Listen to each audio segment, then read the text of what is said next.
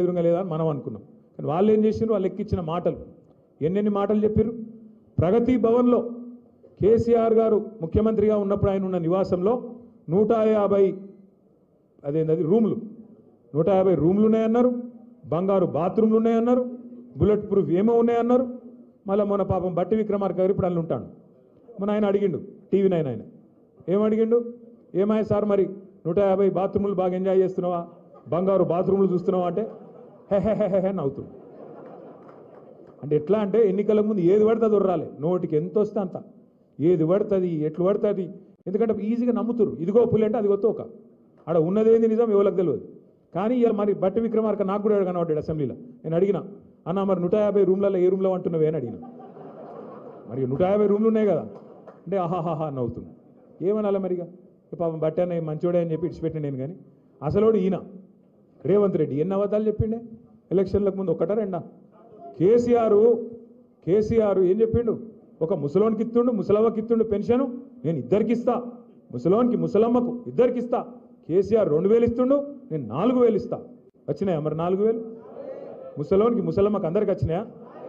అత్తకు 4000, కోడలకు 2,500 వచ్చినాయా? 100 రోజుల్లోనే అన్ని బట్టిగారు చెప్పిన చూడు. ఆ గ్యారంటీ కార్డు చాలా విలువైంది, భద్రపరుచుకోండి, దాచిపెట్టుకోండి, 99 రోజులు దాచిపెట్టుకోండి, 100వ రోజు మేము వస్తాం, అది తీసుకుంటాం, మీకు తెల్లారు నుంచే పథకాల వరద వారుతుందని చెప్పిండు. పారుతున్నాయా పథకాల వరద? వస్తున్నాయా? ఓ పెట్టిరిగా ఓ ఫ్రీ బస్ అని, ఇక దాని అందమైతే చెప్పరాదు. ఇక ఫ్రీ బస్ అందం నాకంటే బాగా మీకే తెలుసు. అందులో ఎన్ని యుద్ధాలు అవుతున్నాయో, ఎన్ని కొట్లాటలు అవుతున్నాయో, ఎన్ని పంచాయతీలు అవుతున్నాయో మీరే చూస్తూ ఉన్నారు. దాంతోపాటు ఇవాళ రాష్ట్రంలో ఉండే రైతులు ఎన్ని మాటలు చెప్పిండ్రు. మీకు కడుపులో సల్ల కదలకుండా కేసీఆర్ ఉన్నప్పుడు మంచిగా బ్రహ్మాండంగా నాట్లేసే టైంకు టింగు టింగు అనుకుంటే రైతు మందు పడుతుండే. భారతదేశంలో స్వతంత్రం వచ్చిన తర్వాత మొట్టమొదటి ముఖ్యమంత్రి, మొట్టమొదటి నాయకుడు కేసీఆర్. రైతుల గురించి డైలాగులు కొట్టిన వాళ్ళు ఉన్నారు, మీ ఆర్మూర్లు వేసుకునే పచ్చకండువ వేసుకున్న వాళ్ళు మత్తుకున్నారు, నెత్తికి రుమాలు చుట్టుకొని పోజులు కొట్టిన వాళ్ళు ఉన్నారు. కానీ ఎవరన్నా ఒక నాయకుడు రైతుకు పెట్టుబడి సాయం చేయాలని చూసిన నాయకుడు ఉన్నాడా?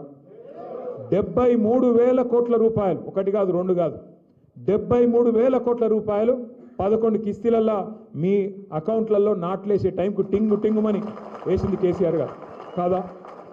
మరి టింగు టింగుమని సప్పుడు బంద్ అయింది. ఇప్పుడు టకీ టకీ అట పడుతున్నాయా? టకీ టకీమని 10,000 కాదు 15,000 అన్నాడు కేసీఆర్. 2 పంటలకు ఇస్తుండు, 3 పంటలకు ఇవ్వాలన్నాడు. 3 పంటలకు పడుతున్నాయి. ఇప్పుడు బాగా మార్పు బాగుందా? ఆర్మూరులో మార్పు అదిరిపోయిందా? మరి చెప్తే తినకపోతే మీరు చిల్కకి చెప్పినట్టు చెప్పినాం. ఆర్మూరులో ఆగం కాకుర్రి, వాళ్ళ మాటలు వింటే ఆగమవుతారు. 50 ఏళ్ళు వాళ్ళే కదా ఉన్నది కాంగ్రెసు, వాళ్ళ మాటలు వింటే మీరు ఆగమవుతారు. మళ్ళా ఎండిపోయిన చేన్లు కనబడతాయి, చెప్పుల లైన్లు కనబడతాయి, మళ్ళా కాలిపోయిన మోటార్లు, పేలిపోయిన ట్రాన్స్ఫార్మర్లు మళ్ళీ వస్తాయి అని చెప్పిండు ఆ కేసీఆర్. విన్నారా మరి మీరు ఆర్మూరులో? ఇన్లే. ఏమనుకున్నారు మీరు? కేసీఆర్ ఇంట్లోకి వెళ్ళి ఇస్తుండా? ఎవడు ఉంటేంది ఏరాదా? అందరు మాట్లాడారు మస్తుగా, కేసీఆర్ ఇంట్లోకి వెళ్ళి ఇస్తున్నాడు. మరి ఇప్పుడు రేవంత్ రెడ్డి ఇంటి వెనక పొలం అమ్మిస్తాడా? ఎవరు ఇస్తారు ఇంట్లోకి వెళ్ళి? రాజకీయ నాయకులు, ప్రజాప్రతినిధులు ప్రజల సొమ్ముకు ధర్మకర్తలు. ఎవరైనా సరే ప్రజల సొమ్మును మళ్ళీ ప్రోధి చేసి ఎట్లా ఖర్చు పెట్టాలి, ప్రజలకు ఏం అవసరం, ఏమేం ప్రాధాన్యతలు, దాన్ని నిర్ణయించుకొని ఇవ్వాలి.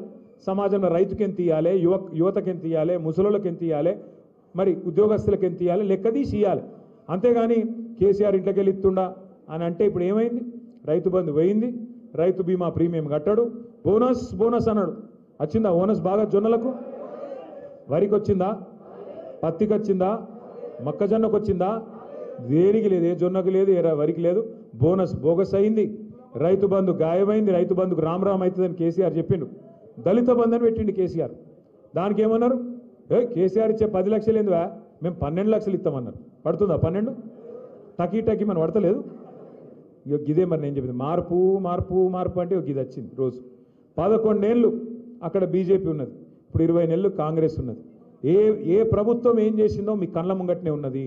నేను మీ ద్వారా ఆర్మూరులో ఉన్న ప్రతి నాయకుడిని, ప్రతి ఆడబిడ్డని, ప్రతి తమ్ముడిని కూడా కోరేది, నిజామాబాద్ జిల్లాలో ఉండే ప్రతి ఆడబిడ్డని, ప్రతి తమ్ముడిని కూడా కోరేది ఏమంటే ఒకటే, నిజంగానే 20 నెలల పరిపాలన మీకు నచ్చకపోతే, 20 నెలల్లో వీళ్ళు చేసిన మోసం మీకు అర్థమైతే, మీకు చెప్పిన ప్రతి మాట డొల్ల మాట, వీళ్ళు చెప్పిన ప్రతి హామీ డొల్ల హామీ అని మీకు అర్థమైతే తప్పకుండా స్థానిక సంస్థల్లో తగిన విధంగా తీర్పునియండి. వీళ్ళకు బుద్ధి చెప్పండి. వీళ్ళు చేసిన మోసానికి కర్రు కాల్చి వాత పెట్టండి. ఎందుకంటే కొంతమంది మాట్లాడతారు, ఏమున్నదే స్థానిక సంస్థల్లో మళ్ళీ కేసీఆర్ రాడు కదా ఇప్పుడే అని మాట్లాడతారు. కరెక్ట్, కేసీఆర్ రాడు, కానీ వీళ్ళు చేసిన మోసం మరి మీరు ఒప్పుకున్నట్టు అవుతుంది. వీళ్ళకే ఓటేస్తే మళ్ళీ వీళ్ళు చేసిందే కరెక్ట్ అని చెప్పినట్టు అవుతుంది. కాబట్టి జాగ్రత్తగా ఉండండి, జాగ్రత్తగా ఆలోచించి ఓటేయండి తప్ప ఆగం కాకండి.